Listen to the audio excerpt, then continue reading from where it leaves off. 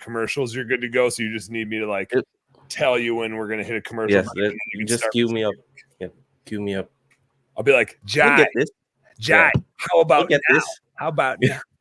We'll get this. I'll do really obvious, awkward cues. Psst, Jai, it's your turn. That's my cue. Yeah. All right, let me. I think we're live. Let me go find us out here. There we are. I see us.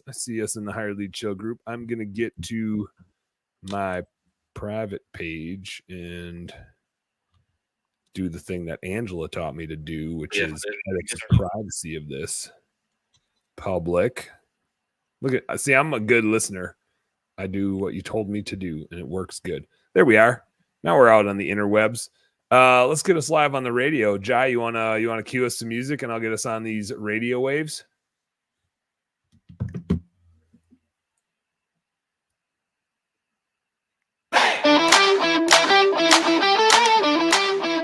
Yeah, that's how you know it. That's how you know it.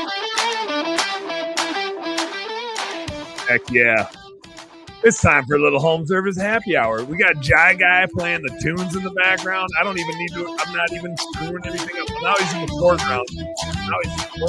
It's a good place. We're rocking out. It's time for home service happy hour on Terrace Up Radio. I am Dan Plata, home service CFO, joined by the trusty Angela Schroeder. Has anybody ever called you the trusty Angela Schroeder before? No, but I like it better than Old Faithful. Old Faithful, yeah. Old trusty Angela Schroeder. Old, just anything with old in it isn't as don't great. Start with old. Yeah, okay. I'll stay away from old.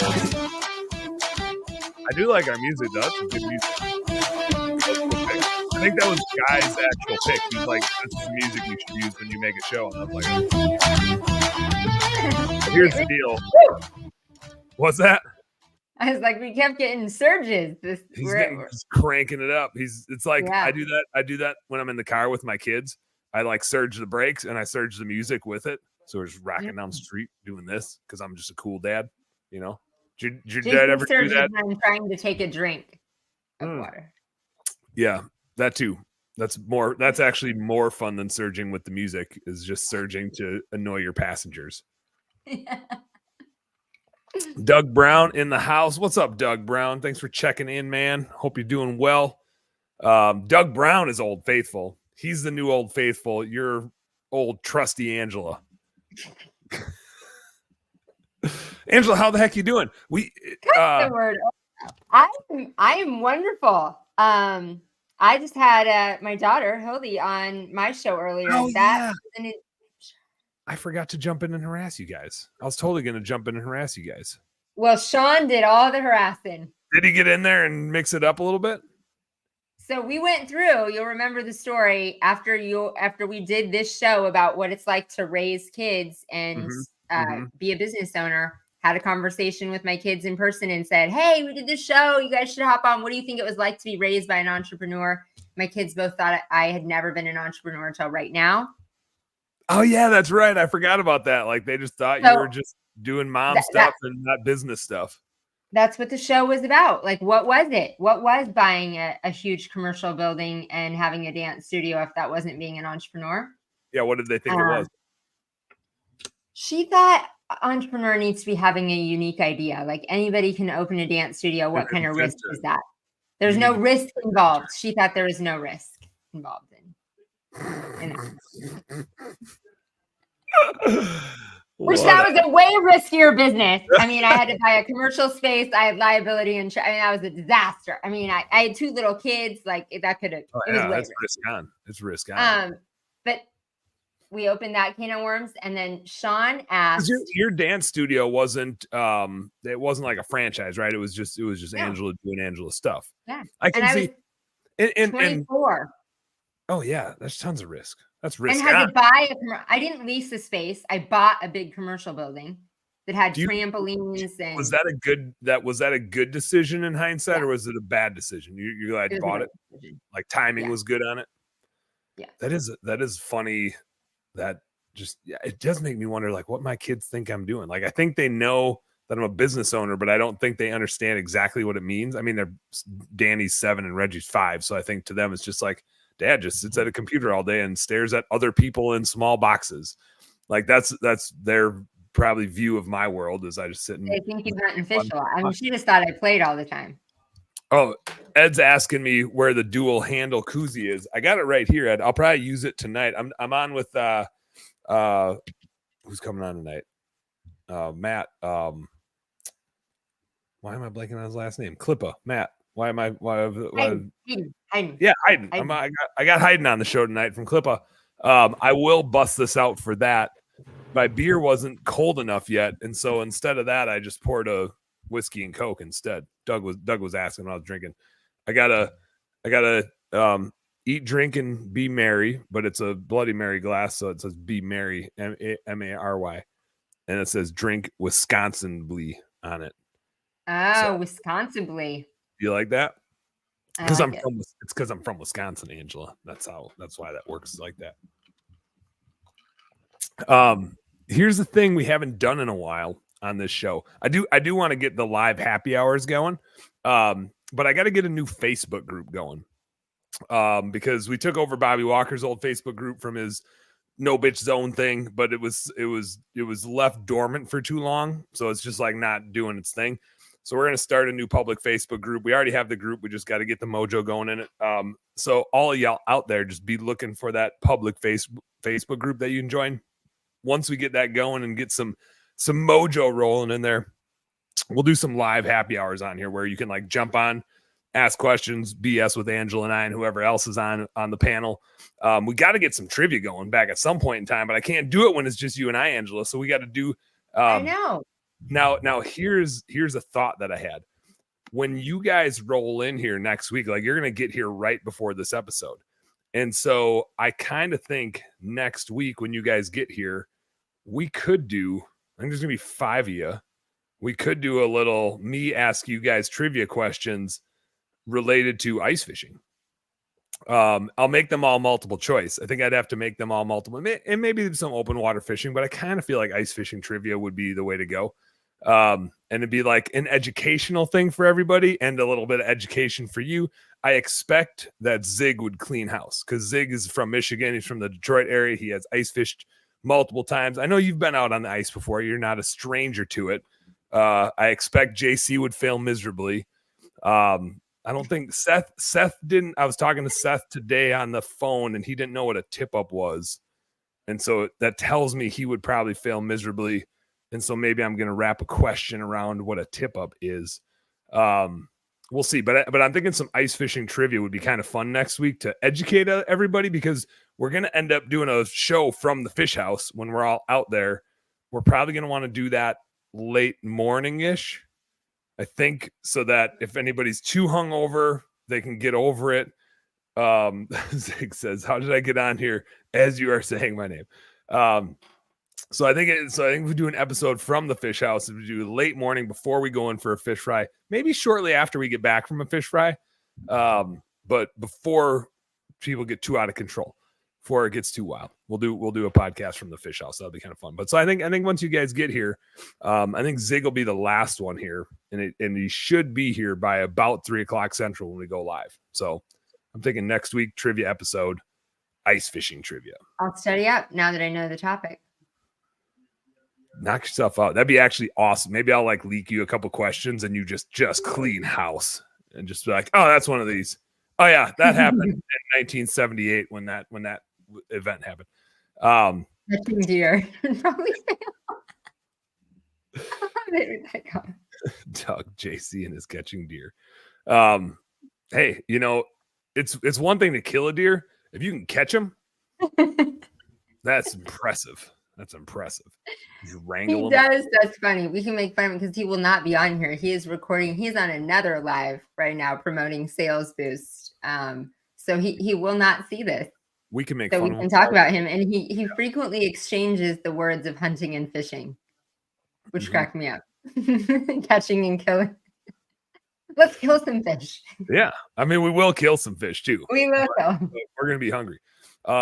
I saw Doug said, let's go on the group. All right, we're going to get that group going. I think it's already going. We just got to start. I got to start sharing it and promoting it and stuff like that.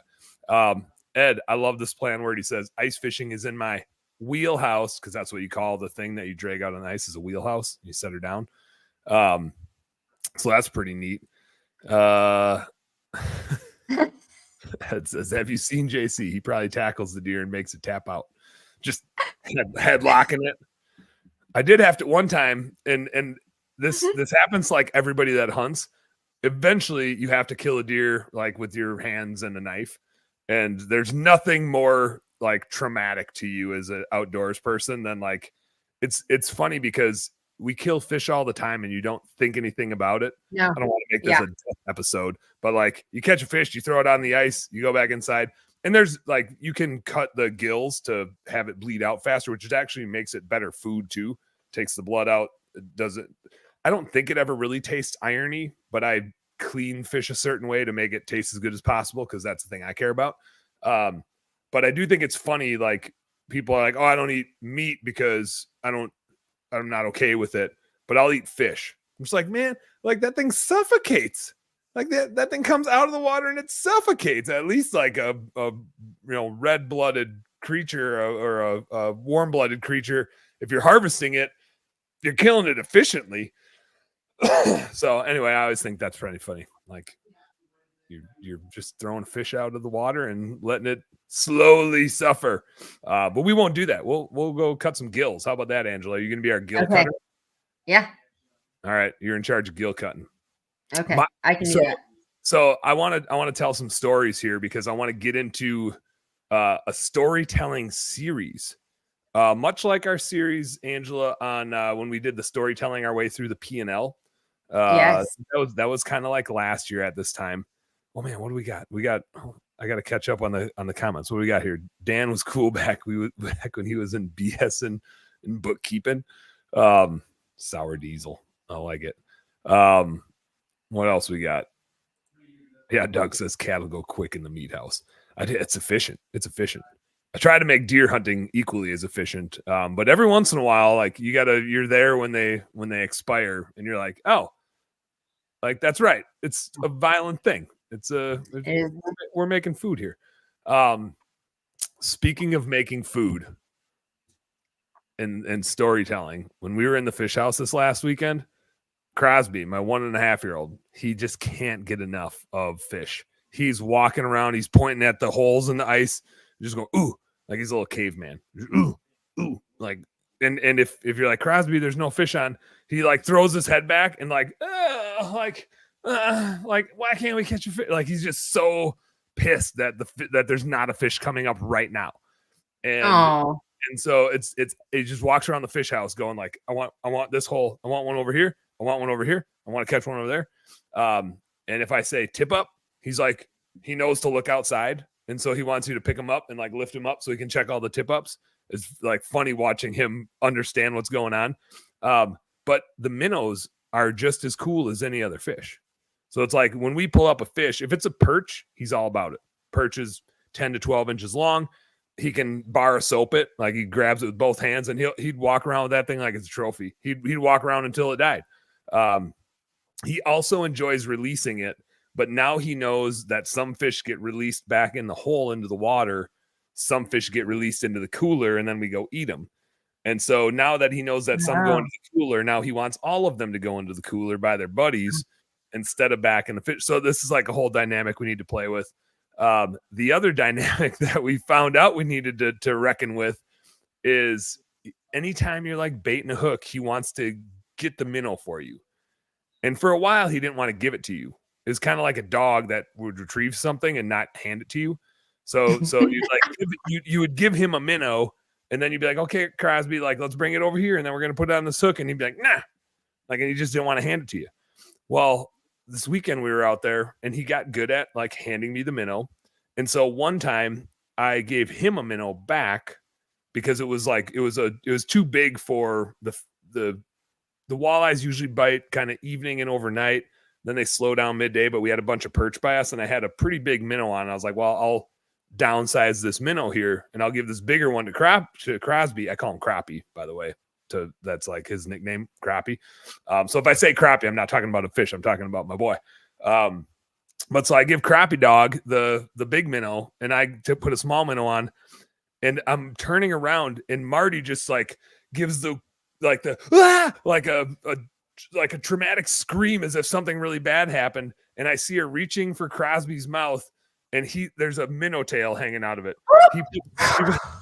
He put that whole big minnow in his mouth, and he was just like cheeks out, like just I don't know if he was about to swallow it or if he was just like, wonder what's going on, like wonder what this feels like, and then and then he doesn't want to spit it out, right? So he's like doing the head shake thing, like get away, like no, mom, you're not taking my minnow. Eventually she got it. She was freaking out, and then of course, like it was a big deal, but it wasn't that big of a deal. But it was, if he would have swallowed it, it probably would have been a bigger deal. But Marty's like freaking out was his cause for concern, right? Because then he's like crying and screaming because she freaked out, right? And he's just like, I just wanted to see what it feels like if I throw it in my yap. So anyway, that was the story from this weekend, was Crosby. It was like, I don't know, 3-inch minnow. Like it was a decent sized fat head, like walleye eating minnow, and he just went for it. He's like, well, all these other fish like it. It must be good. I assume that's what that would not have felt good in his stomach. I mean, just the look on his face, like he had the tail hanging out of his mouth, and I just turned in time to catch it. And like Marty and I saw it at the same time, but my reaction was to laugh, and hers was to freak out, which I think says a lot about like a dad and a mom. I was just like, oh, look at Crosby's got a minnow in his mouth, and she's like, oh, Crosby's got a minnow in his mouth. Like that was the intensity of her reaction compared to me just like, huh, that's kind of funny. Like, Crosby, give me that back. She took it back. She got that minnow out of there. Angela, just in case you were thinking about it, you don't need to eat a minnow this next weekend. Okay. I may have eaten some goldfish in college, but I don't think a minnow. How'd it go? Didn't you ever do that? It was like a thing. There were like shipwreck parties. You said some? How many times did this happen? It was like a thing. There were fraternity parties called shipwreck. My brothers were in a fraternity that had a shipwreck party, and there was a big thing, a minnow, and like with your, not minnows, I think they were goldfish. They were just tiny, little tiny ones. Kind of like the worm in the tequila or something, you know? It just was a thing at the party. You drank the punch and you swallowed a fish. I'm with Zig here. Didn't you ever do that? ? LMAO. That's like, I saw people do it in movies, but I just assumed that it was one of those things where it's like, haha, that's funny, but you wouldn't actually do it. But you actually did it, huh? I did it. I mean, I'm older than you. I think it was a thing. I'm not saying like peer pressure, everyone did it, but yeah, pretty much everyone did it. Well, I mean, you got sick if you did if you ate a lot of them, but not one. So are we doing this in the fish house? We're gonna do a round of minnows? Minnows? No. Yeah, the fathead minnows. We'll take the smaller ones. Don't do a stickleback. We'll give the stickleback to Zig. He can throw back a stickleback. I mean, I wouldn't be scared, but just burn it down with a shot of tequila, you wimp. Yeah, Busch Light. There'll be a lot of that out there. Just make sure you have to make sure, and this is a real thing. You have to make sure you're holding the tail. It's a real thing. Like if some people are stupid and just like grab the fish and swallow it in any direction, that doesn't work out well. You have to hold the tail. Yeah, their fins all go one way and don't want to go the other way. Yeah. Zig says y'all are doing ice baths. I still don't know. I mean, I saw Zig's at like day 72 today, I think he posted. I'm not sure how he's gonna do an ice bath out there. I mean, like, we could cut a hole in the ice. I don't feel great about doing it, but it's been done before. I got a chainsaw. We could bring a chainsaw, but actually my chainsaw, today is 73, it says. My chainsaw isn't a 20-inch blade. Can't you just bring a blow up something? And yeah, he says he has a plan.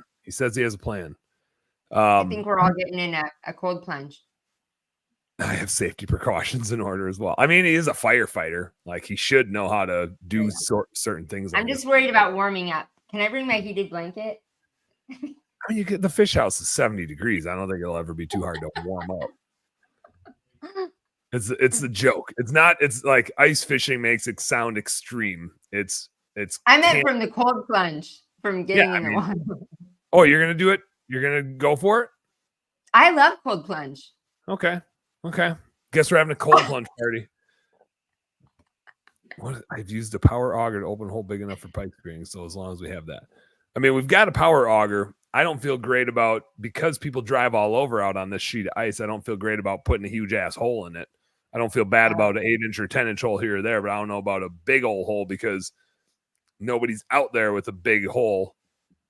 This is just, whatever I'm about to say is just going to sound awful. So I'm going to stop talking and talking about big holes. But it scares me having a big ass hole in the ice with people. Can we bring like just one of those blow up cold plunges? It just, a blow up thing that holds water, and we put our own water and ice in it. It'll get plenty cold. It's supposed to be, while we're out there, I was just looking at the forecast. It's like high in the around 15, lows around 10 to 5 to 10. He's bringing foldable cones for safety. As long as nobody steps in there accidentally, that would be the one like, oh shit, I'm going in. Right? Oh. I guarantee the listeners are all like, where is the live stream of all of this? The cold plunge. Maybe we will. Maybe Zig does this while we're recording the podcast from the fish house. Zig said we usually mark our spearfishing holes with the tree branch. The difference is this lake has 10,000 people driving around out on it. No, it's not like people walking out or taking snowmobiles across it. It's like big trucks with big fish houses. And so you're just driving where you're driving. Granted, like normally they have plowed roads, but this time of year, like it's raining up there right now. Bring your ice skates. Like we're going to have a really clean sheet of ice. Usually I set the fish house up on blocks like little 2x4s. It might be like a smooth sailing sheet of ice. We might just drop down right onto it and just call it good. Because always the wind blows. I don't have ice skates, but maybe I should get some. We'll make a trip to play it against sports on the way up and pick up some used ice skates for everybody. Things it talks about. No one would be in danger. I do think if we're gonna do it, Zig, that would be we probably need to live stream that some way somehow right here on the channel. Let's take let's fire up a commercial break. Jai, you want to hit us with some tunes and we'll roll into a commercial break. I want to start brainstorming some stories. You got to get into stories. So I think we'll have quite a few episodes in a row going through stories. But I want to start taking a look at the things we need to tell stories about. We're going to be back with a brainstorming session about all the goofy shit that happens in our businesses. Don't go nowhere. We'll be back with a little more home service happy hour right now on Turfs Up Radio.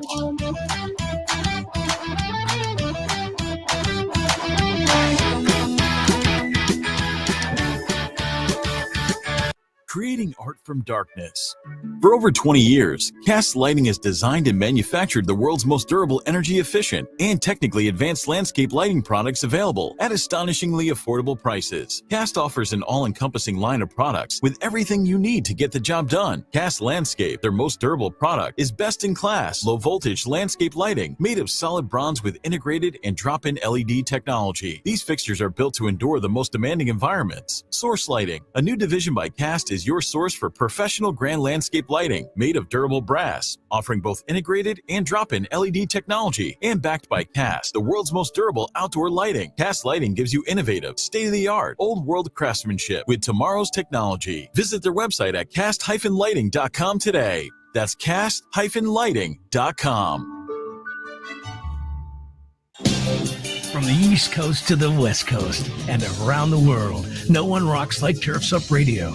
Turfs Up Radio, your industry, your station.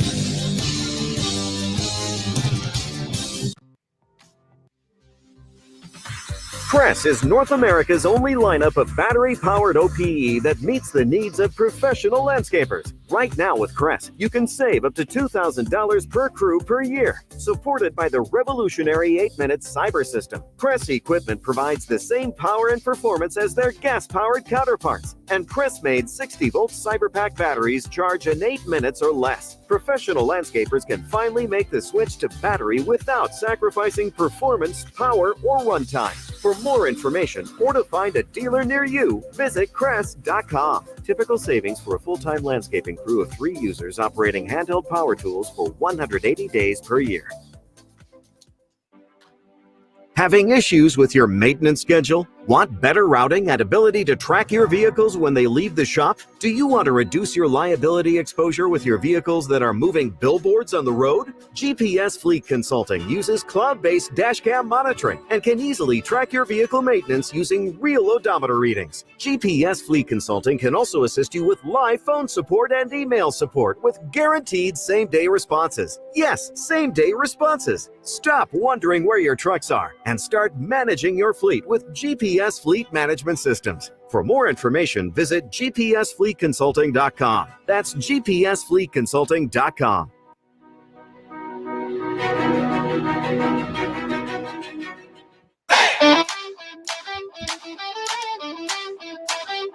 What's up, business nerds, home service heroes? We're back with a little more home service happy hour right here on Turfs Up Radio. You know, and I used to, on the old bookkeeping beer and BS show, I used to call our audience business nerds. And then I was like, well, I'm doing like a rebrand of the show, so I need to come up with a new saying. And then last week when JC was on, he's like, oh, the business nerds. And I was like, you know what? Like, I think I got to get back to calling people business nerds. Like, that was kind of my jam. And I think it's a great audience name. I still like home service homies, still like home service heroes, but business nerds is just kind of where we started things off. And I feel like business nerds is true to who I am as the bookkeeping badass. It's your brand. Yeah. So what's up, business nerds and home service homies? Welcome back to a little more home service happy hour right here in Turfs Up Radio. There's a couple things I want to do. One is I want to do a little like talk about my business, because I don't ever talk about my business on the show, which I think is funny if I think about the fact that like I have a show and I have a business and I don't really ever talk about my business on the show. So I was thinking, since we don't have like a hard and fast agenda of things to get to today, I want to just tell you guys what I'm up to. I want to give you an update of where I'm at in my business and what's going on. So I want to do that. And then I also want to start, I don't necessarily want to tell a bunch of stories today. Angela and I might tell a story or two, little like our favorite story from 2023 or something like that. Yeah. But I also want to, like, with the audience here, I want to brainstorm up stories that you guys want to hear, or stories that you guys have, and we'll have you guys come on and tell them. Either calling in or jumping on with us. Stories are there's a lot of things in our business that suck, and most of the time, after a period of time, they are hilarious, right? In the moment, the shittiest things are the funniest things later. And so I had a list in my mind. I think I wrote down like 12 things over that commercial break of like, here's some story ideas. And from when we did the P&L through storytelling, I mean, that was like 5 sections and it took up 10 episodes. It just took us forever, because you start getting wound up in these stories and they're just funny. And then everybody's like, oh my God. And then I had this one. So this might turn into, the whole next year, we might be running with this storytelling thing. But I've got a whole bunch of them here, and then I want to brainstorm some stories with you guys. But first, a little update on Best Damn Bookkeeping, and I realized I probably need to give an update on this, because this week I have 3 people that booked demos with me that were like, I didn't know you weren't at Blue Skies anymore, and I'm just like, oops, like I'm not trying to like announce to the world that I left Blue Skies, but I do think it's funny that I thought everybody knew that I wasn't there anymore. And then I realized like, oh, there's just people like that aren't, always listening to my I talked to one guy today. He's like, yeah, I heard you on Keith's podcast talking about this. And are you ever going to do another podcast? And I was like, yeah, dude, like we're going on in 30 minutes here. Home Service Happy Hour. Come and check it out. He's like, the only reason I liked working with you was because you have your podcast and that's so fun. And I was just like, I have one. Like I do have one. We have one. Yeah, we're here. And so I realized like, oh man, I gotta like tell people what I'm up to. So Best Damn Bookkeeping, I started as of September 1st, just from scratch, from the ground up, and very much like a rebuild of a bookkeeping business, take two. And it was interesting trying to like redesign a business that you've already done once. It felt like, like I built the Blue Skies bookkeeping business, and then for reasons I decided to exit and start anew. And it kind of felt like when you build a badass spreadsheet, or if you're more mechanical, maybe you like put together a piece of equipment and then you flip the on switch and it all breaks apart. And you just did all this work and you're like, oh no, I need to start over again. And it's so defeating in the moment. And you're just like, oh, like somebody get me a bush light is all you're kind of thinking. And then when you start taking a step back and rebuilding it, you're like, well, like here's some things I would do differently, and here's some things I would do differently. And once you get into rebuilding it, you're kind of in like fuck yeah mode. Like you get really excited about it because you're like, oh yeah, like now if I just do this a little bit differently and this a little bit differently, I get like this much more horsepower and I get this much more going on. And so it's been so much more fun. Like I was excited to do my own thing and spin off and start my own business up. But honestly, I didn't have a good appreciation for how freaking fun it was going to be. And so we're in month 4, I guess, like just after month 4. We got a badass new reporting software. Shout out to Megan Likes for cluing me into Live Flow. She was like, Dan, you got to use this thing. And shout out to Live Flow for sending me this badass koozie. But one thing that I realized I need to do differently is like really educate our clients. And so when we send out a month-end report, and thank God for like Megan also said, why aren't you using Angela? You need to use Angela. And I'm like, yeah, I know Angela. I'm familiar with Angela. I could probably. So Angela has helped me find all my bookkeepers. They're freaking phenomenal. Shout out to Jason and Shane, and probably a third bookkeeper coming soon at the rate we're growing. I think it's hard when you run a recurring service business. People are like, how many clients you got? I'm just like, I don't know. Because we have so many that are on recurring, but at any point in time, we probably have like 20 that are in onboarding, and some onboards take a minute and some onboards take a minute, if you know what I'm saying. Yeah. So I think we're over 50 clients now. And we're probably going to average 10 plus a month. And so it's just like trying to keep up with that pace and get the resources in place and all that.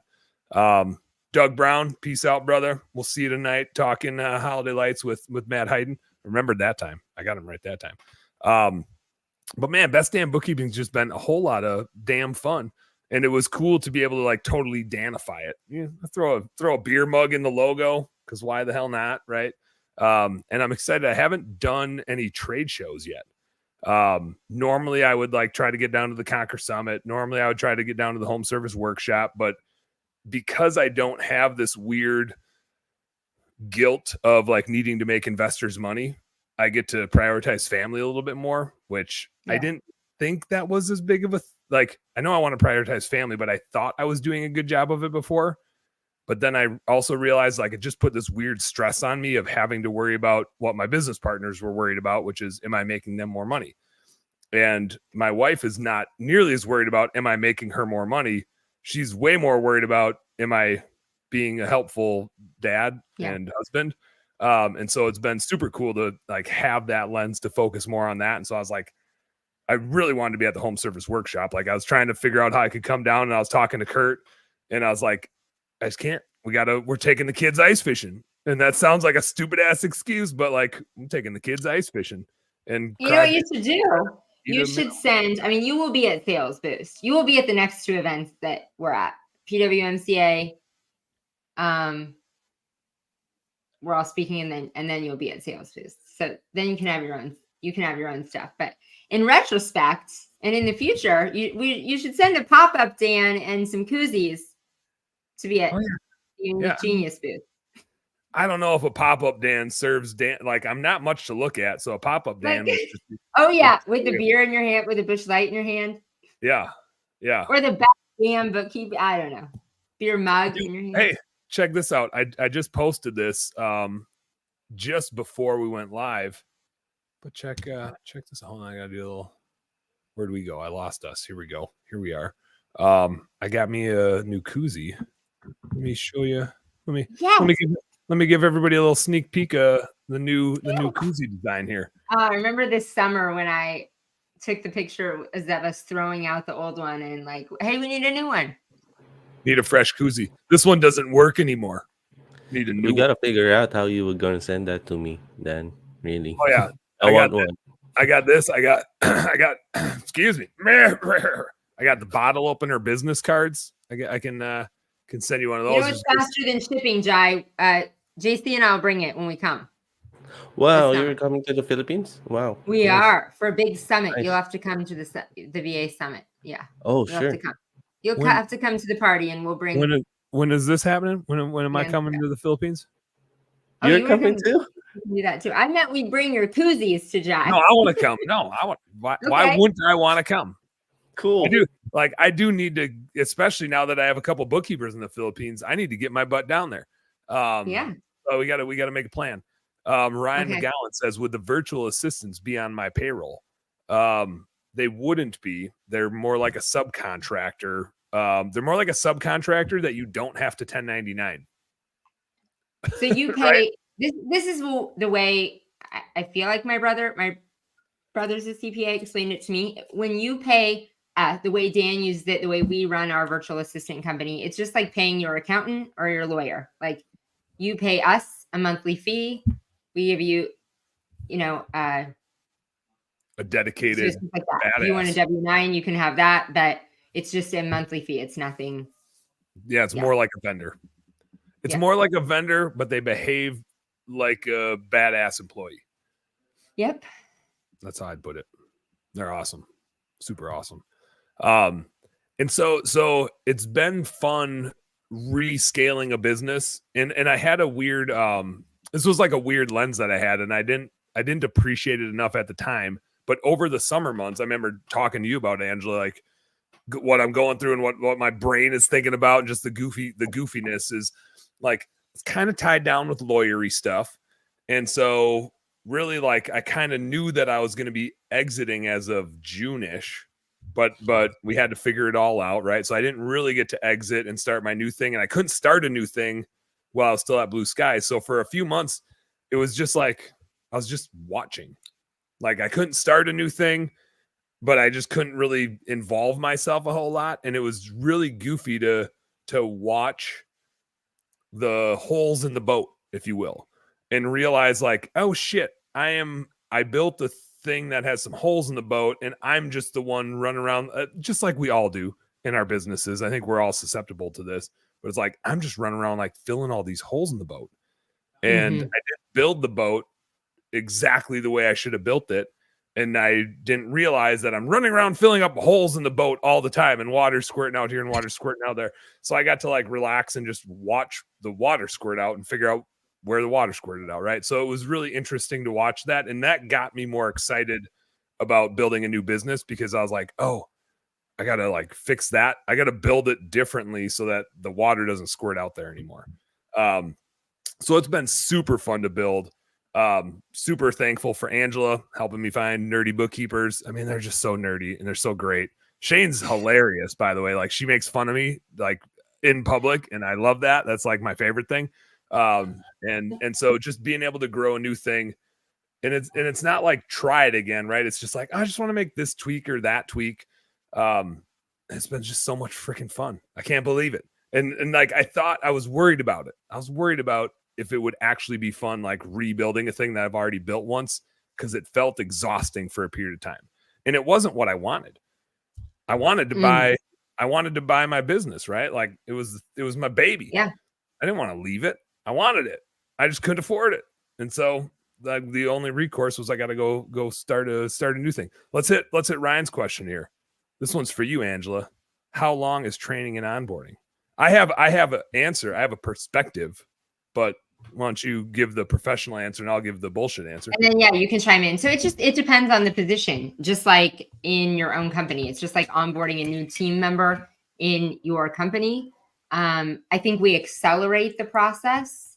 I know we do. Like, we provide support and professional development and the support behind of their communication and onboarding, not only to the client, but to the virtual assistant. So we accelerate that onboarding process and the training throughout. So it's not like you're starting out like, because a lot of home service people that hire a virtual assistant, it's their first hire besides a technician. And training onboarding for a technician is watch what I do it with me. A lot of times, right? If it's somebody's first hire, it's watch what I do and let's do it with me. And providing or having admin support is something brand new that they don't have any SOPs for. So we help with that process. And it just depends on you, how great you communicate and how fast you want that to be. Yeah. And that's kind of been my experience. I think you hit it on the head when you're like, it's just what you do, but it's faster. It's what you're already doing. Like, you still need to train them into your uniquenesses and what you do in your business, but it's expedited in a way because they have other support as well. And you're helping them, you're helping the business owner find somebody that already has some knowledge base in what it is that they're seeking.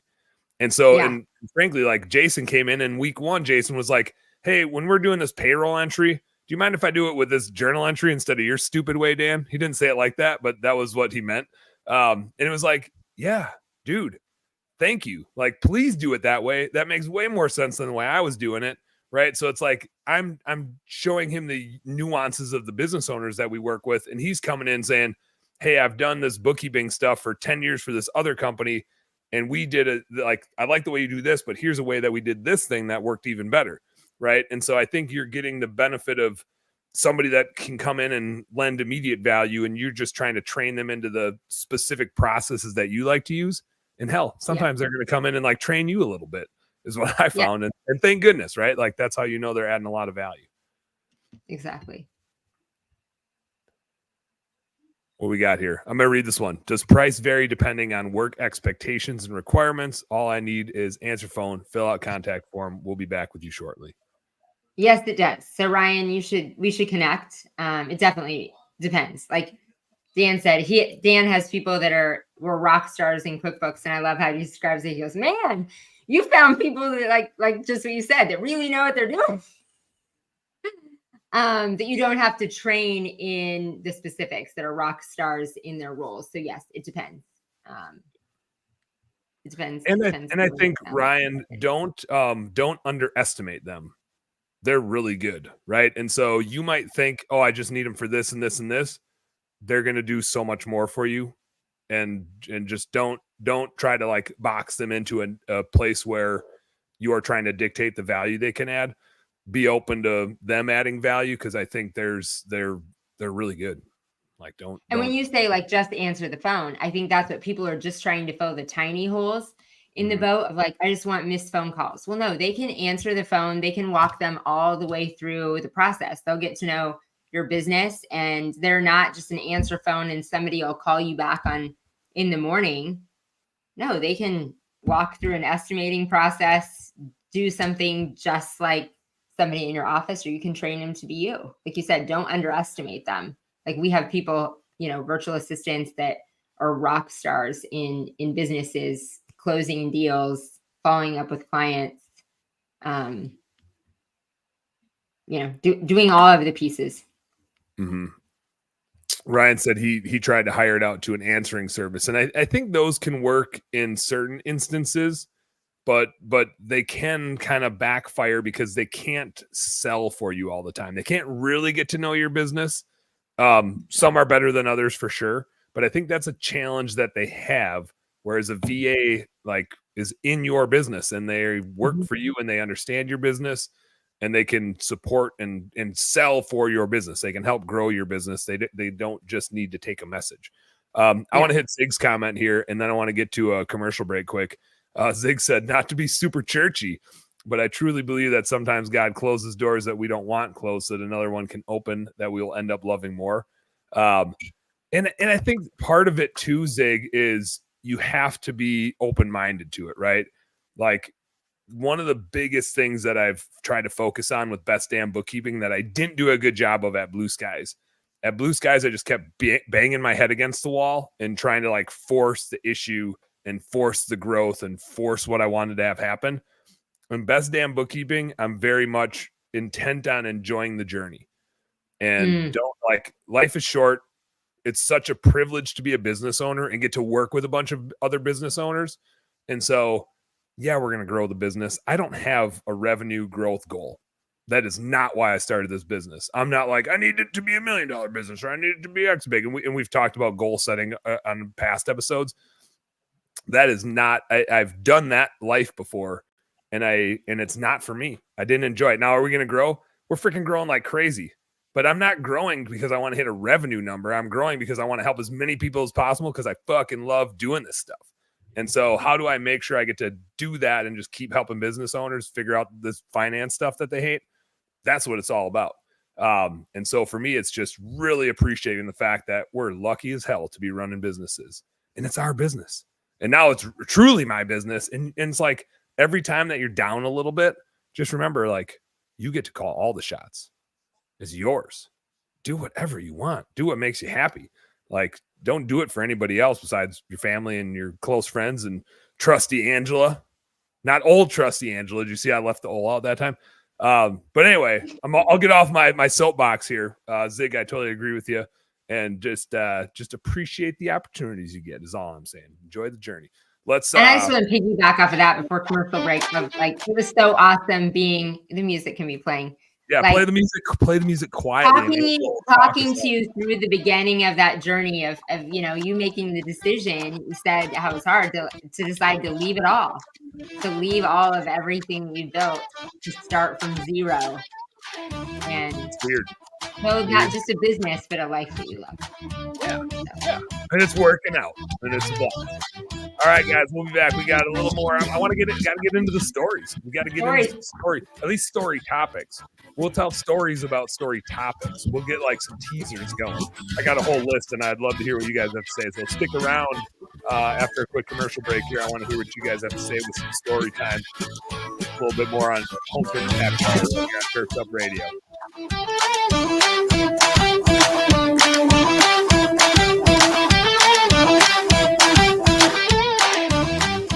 True Fuel is a high-octane fuel precision-engineered for your 2- and 4-cycle equipment. They use the most advanced synthetic lubricants and stabilizers in an ethanol-free fuel, improving performance, protecting your equipment, and saving you time.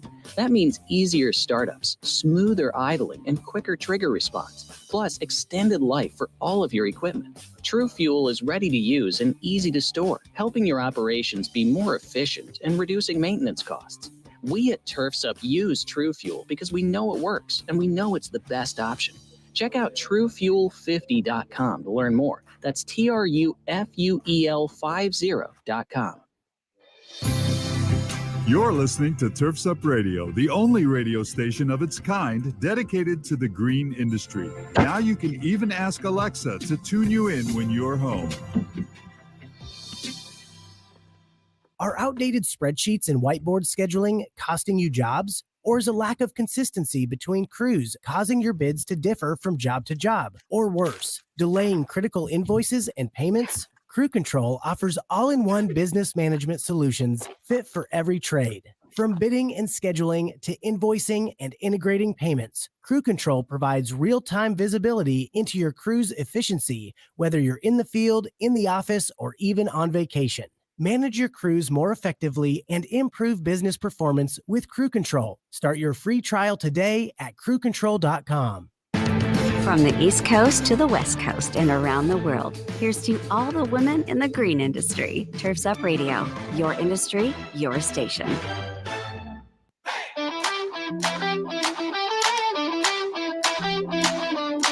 What's up, business nerds? Welcome back to a little more Home Service Happy Hour right here on Turf's Up Radio. I got Angela Schroeder in the house.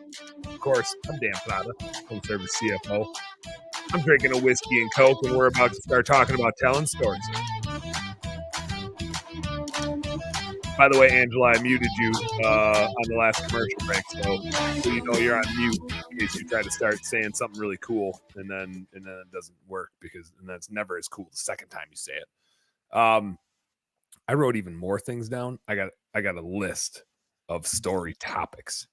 You are using your commercial breaks productively. I'm so productive. Angela, we got to, you had mentioned this last week. We need when Jai takes us to a commercial, we need a background.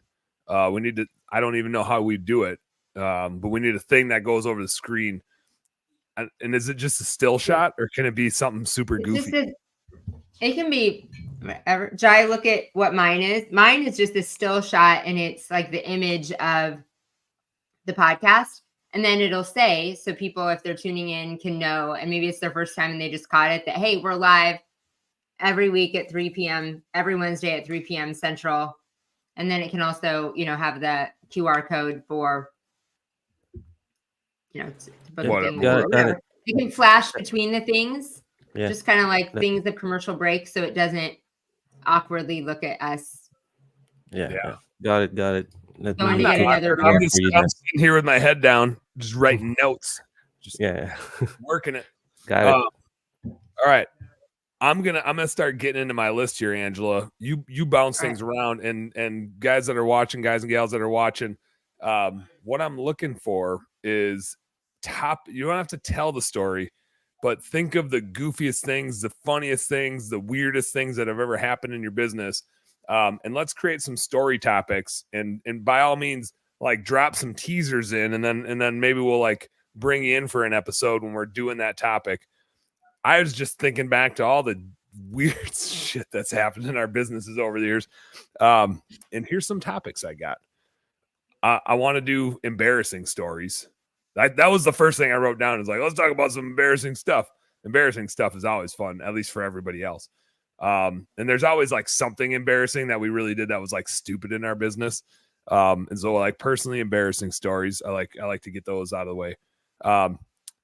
Countered by things we're proud of, like some proud stories. I'm proud that I started a brand new business and got this thing going. That's probably like my 2023 story, is like getting Best Damn Bookkeeping off the ground and just doing my thing. Definitely employee F-ups. Those are classic stories. Those are classic stories. And everybody listening knows exactly what I'm talking about. We've all had them.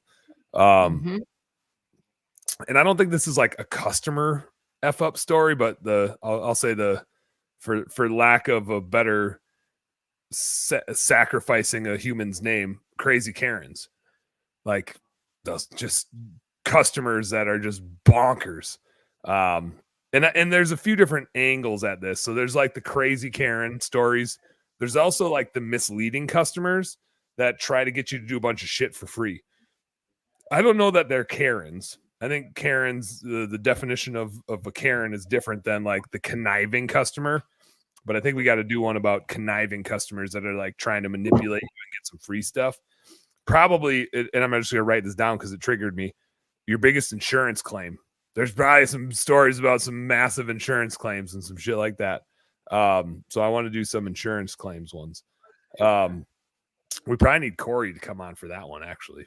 That'll be a reason to get Corey back on because he's been dodging. He's been dodging for a while. We haven't had our insurance nerd on the show in a while. We've had the group dodging for a while. Yeah, the group's been a little iffy. Which like Michael Gregory has a flood in his house. So yeah, Sean's been pretty solid. We've had Sean on a lot. Kaminsky's kind of disappeared. Kaminsky's disappeared a little bit. We got to get Dave back in the house. Chad, I know, has a coaching call during this call like every single week, so he's in a tough spot. James has been buying businesses left and right. I think he's always integrating. He's been integrating a business every time I've talked to him, which is awesome. That's just total James, which I love. That's hilarious. But we gotta, Hecubus. We can probably bug Hecubus to jump on. We can get Darren to jump on. I do want to get Frank Disher, our cohort in Turfs Up Radioisms. He's the pool man. I want him to jump on. We can probably get Ed to jump on. Ed's here right now. Hello. Hello. Is this thing on? So I was I was just clicking it like, let's get Ed's comment up there. And I think Jai was clicking at the same time. So I was clicking it, he's clicking it, just didn't come on. Yeah, it was like, Yeah. it was like in and out, in and out, in and out. Sorry, Nice. I'm not used to having a producer like on here, so I suck at this, but I'll get I got you. I got you. Yeah, you're crushing it. I'm the one that sucks. Let's be straight up about it. I'm not even halfway through my list yet, Angela. I'm not even halfway through my list. I like it. We got the awkward sale, or like that awkward customer where like that first interaction is just really weird and you're not really sure how that's going to go. Your biggest sale, right? When you like go home and just celebrate like crazy because you're like, oh my God, we just locked in this. And along with that, there's like your best money making day. I remember one day at Blue Skies, I think one day I sold 9 clients. And I floated around. It was during the summer. I remember I went out in that pool. I drank so much tequila the rest of that day floating around in that pool. I don't even remember if I sent everybody a follow-up email, but I was pretty pumped. Like, I don't think I ever had a double-digit sales day. That'd be outstanding. And like 10 clients in a month for a bookkeeping business, 10 recurring clients. That's a pretty good month. I had some 20 client months during like especially in this time of year where it's just everybody's thinking about finance stuff. But 9 in a day, and that was in the summer. I was floating in that pool with a big old margarita. The biggest disappointment. Like there's a lot of disappointments in business. We have the biggest roller coasters. So you can tell a lot of my stories that I'm looking for I want the highs and I want the lows. Yeah, the best day ever, and then. Yeah, there's not a lot of stories on the average days. Maybe hold on, I'm gonna write that down. The most average day. If anybody can come up with a story that they have, a memorable story about their most average day, I challenge you all to come up with something that fits your most average day. Here's one that I don't have a story that comes to mind specifically, but I'm sure some people do, is like the most contentious spousal issue or challenge. Because our spouses and significant others are like stuck with us being business owners, and it's not easy for them. And so like, anybody want to open up the hood on that?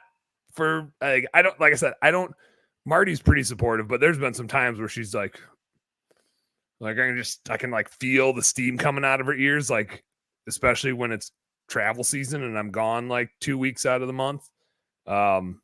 Oh, Zig's got an embarrassing story already. Hold on, Zig. I'm going to get to it as we wrap up here.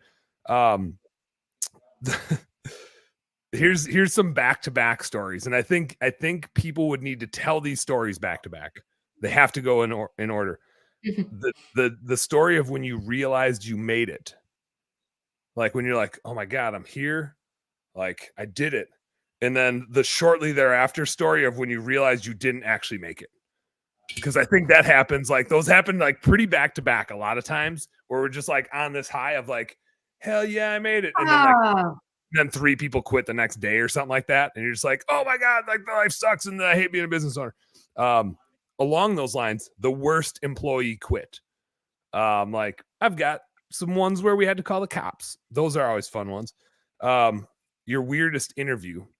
There's some weird interviewees out there. There's always a weird interview. The best employee call-in line you ever got, where you're just like, okay, like, yeah, you're not coming to work today because your 5th grandma died, or whatever it is. And then the best employee excuse that you've gotten, which may or may not be a call-in, but some just terrible employee excuse story. I think that's it. That's my list so far. I don't think it's done. I'm looking for you audience to chime in with some stories you guys got or want to hear. Zig, I'm gonna hit yours in a second. Angela, you got any other story topics you think would be worthy? Yeah, I wasn't using my commercial breaks like that, but I love all those. Those are like you said, brainstorming. Those make us think of those situations, and what they are. And you definitely hit on like the highs and lows. I think the one that there's, I don't know, is most interesting is like your biggest disappointment. And I think that can be that could be divided into several things. Like when you believe in a person, like like you so believe in an employee and you so are all in. We've talked about this. I think it's a trait of business owners and visionary business owners. We just love people. Oh, we think they're We going to love be our team. We love our clients. We love our friends and our tribe. And we just so believe in everyone. And so that disappointment is so, it's just like somebody stabbed you in the heart. Mm-hmm. Yeah, I hired a believed manager in. like that. I hired a manager like that, and she literally left one of our employees on the side of the road one time. And yeah, you're just like a team member betrays you. You know, I mean, there's funny stories of just the frick off the wall, like you said, Collins, and the most embarrassing things that you're like, is this real? This could be a reality TV show. It should be. Not that I'm into I love the funny stories, but the emotional ones of when you just felt so you're just like, I can't even believe this happened, that something happened with an employee betrayal or a client that just, we just take the things to heart, I think. And people in our tribe too, people that you thought like, these people were on my team. Yeah. You know, people that are in your tribe that like, this is my group. This is my team. I thought they believed what we believed. It's weird. And it's a weird thing that can't get over. But I think as a people person, I just get stuck in it. I'm like, yep. Sid, we got to wrap up here, but Sid jumped in. He said, "Wow, that's advanced management skill." To the manager that I had that left the employee on the side of the road. I mean, maybe it's just a really effective firing technique. The only downside was we kept the gal that got dropped off on the side of the road. We fired the manager. So maybe that one backfired on her. Zig said, embarrassingly, today I crushed a lady's gutters with my truck. Zig, why were you driving on her roof? That's all I want to know. Like, what were you doing up there with your truck? I don't get it. He said, for proud 2 months into owning his pressure washing business in 2020, he got called to watch, but I believe he meant wash the world's largest. What is that word, Angela? I don't know. Chaldean. I don't know what that is. So Zig, this could have been like a toy church that was like a miniaturized. I don't know what a Chaldean Catholic church is. But a Catholic church. It's probably big if it's the largest one. He took it having no clue how to do it, successfully figured it out, and probably way undercharged. That's great. Sid said, have any of your employees ever hopped into a customer's hot tub while on the job and naked? See, this story, I got 20 things here, and I bet this is going to be a year's worth of content. We're going to have some funny ones. We're going to have a year's worth of content next week. So Jai, play us some music here. We got to wrap this baby up. I got to go get my kids. Tonight on the Late Night Happy Hour show, I got Matt Hayden from Clippa. We're going to be talking holiday lights. We got ClippaCon coming up. I don't have the dates in front of me. Before tonight, I'll have first May, right? Beginning first couple days in May. First week of May, out in San Diego. San Diego. What is there? First, come to Sales Boost. Come to Sales Boost, and then if you're thinking about getting into holiday lights, then go to ClippaCon. So I'm gonna have Matt on tonight. We're gonna be talking holiday lights. The evolution of that industry has just been crazy, and he was at like the forefront of it. So super cool to have Matt on tonight. We'll be drinking some Busch Lights with him. Next week we probably won't do storytelling. Next week we're gonna do some ice fishing trivia, since I'm gonna have Angela's gonna be in my living room. JC Zig is gonna be here. We're gonna have Seth Goldberg here. Who am I missing? Rob Anderson's going to be sitting in my living room. We're going to do a little ice fishing trivia. Zig, buckle up, because you're probably you're going to be the favorite. I'm going to have to ask questions that Zig won't know. Angela's studying up already, though. That's what she was doing during the commercial breaks. Instead of thinking about stories, she was working on her ice fishing trivia. All right, guys. You guys know what to do. Work smarter and harder. Go earn yourself some pride. Peace.